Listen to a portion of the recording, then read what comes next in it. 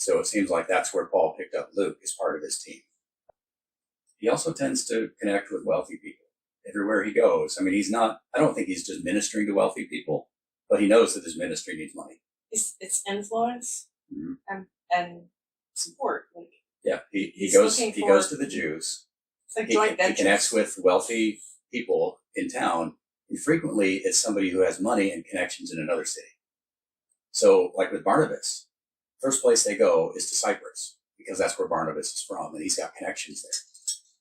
And then with Timothy, he's got connections among these people in Lystra and Iconia, in those areas. So he picks him up, gets him circumcised, so that's not an issue with these other Jews in the area, because they all know him.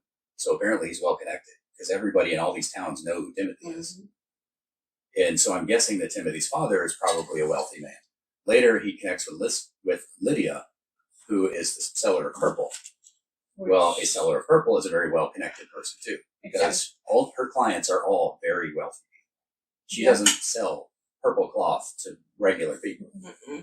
I mean, you have to be rich. You have to be connected to the emperor's family or a senator or something like that. It comes out of a certain... And it's illegal for most people to wear. You are not allowed to wear purple unless you were like a senator or part of the imperial family.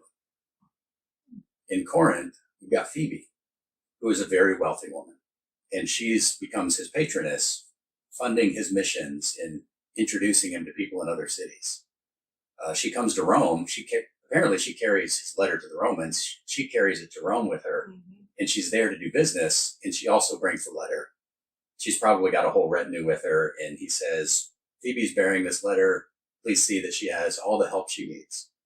So she's got something she's doing in Rome. Prisca and Aquila. Oh, thank you. They have a house in Rome. They have a house in Corinth. I'm pretty sure they have a house in Ephesus.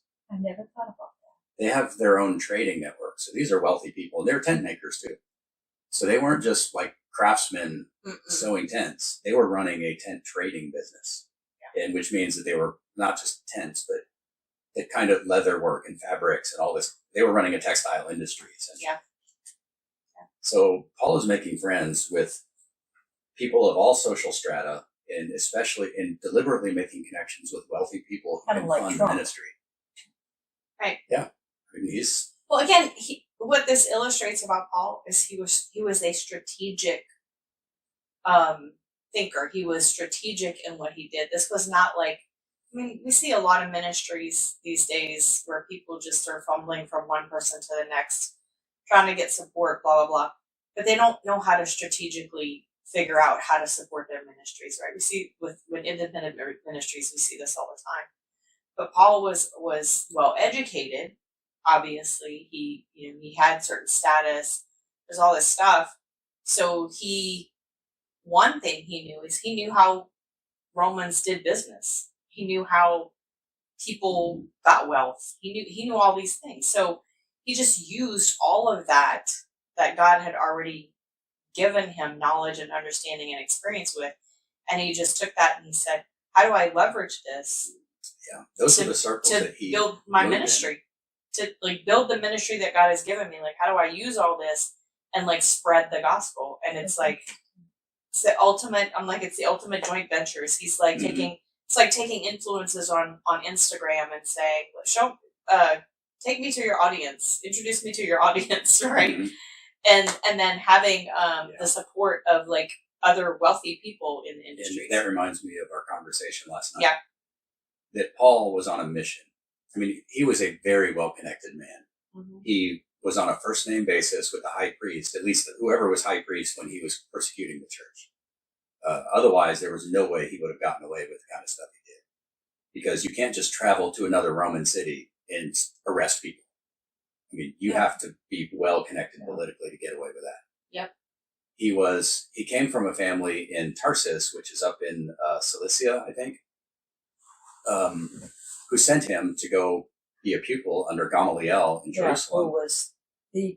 So his family was wealthy. Yep. He was well educated in Greek, and not just in the Greek language, but in Greek literature, because he could go to a Greek city like Athens and quote their own prophets and poets back to them. Yeah.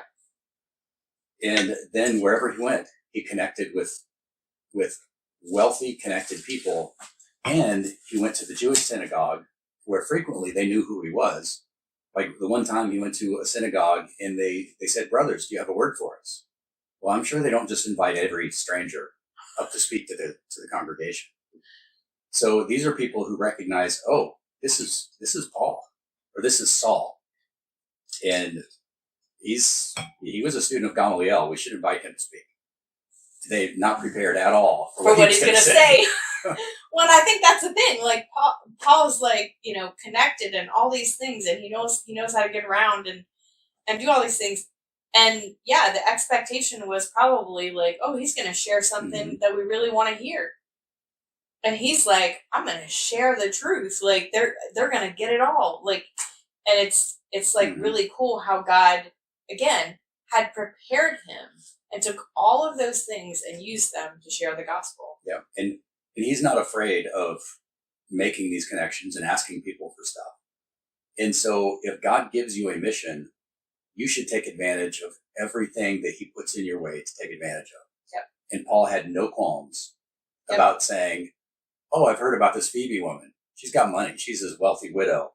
I'm going to go talk to her. And ended up living at her house for a while. And she put up his entire ministry team.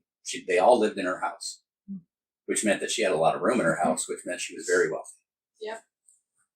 And then they funded his mission, his planned trip to Rome, which he didn't make under his own auspices. Yeah. He didn't have to pay his own way. Well, but again, it all comes back down to like him saying like, I know my mission.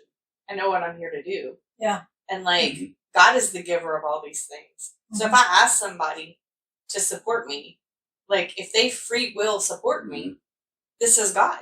This is God supporting the mission. And I think that's really cool because that is one of the things we know about Paul is that Paul was super clear about his mission. Mm-hmm. He'd been knocked off the horse. He'd been stopped in his tracks by Yeshua himself. Like this man knew that there was a purpose in all of that. And like going forward, it was like, there is no question. Yeah. He did not ask the common people or congregations for help, not financially, not for himself at least. He did ask for people to bring contributions to take back to Jerusalem to help the saints there in Jerusalem. But he did not go to congregations and say, hey, I need help. Everybody pool your money and give me a love offering. He didn't do that. He went to the wealthy people and asked them for help. But he didn't ask the common people for help. He wasn't like televangelists out there saying, send me your last $4,000. Put it on a credit card if you have to, and God will. Yeah, and you'll get. Well, it is an interesting thing to essentially to be saying like God gave these wealthy people this money. I'm going to pull from that because they have more than enough. And the wealthy aren't necessarily commissioned to be teachers and evangelists, right?